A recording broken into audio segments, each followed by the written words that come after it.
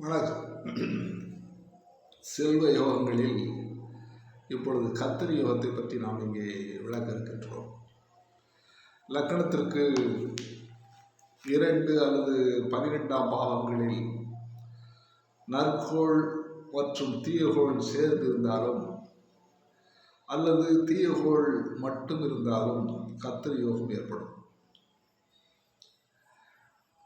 நற்கோளில் கோளின் ராசியில் பிறந்த லக்கணமாகி அதில் தீய கோள் இருந்தால்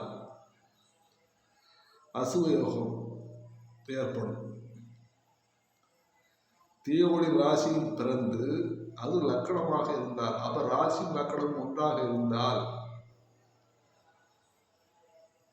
அதில் தீய கோள் இருந்தால் அசுவ யோகம் ஏற்படும் என்று கூறப்பட்டிருக்கின்றது. இந்த கத்திரி யோகத்தை நீங்கள் தெரிந்து கொள்ள வேண்டும் என்றால்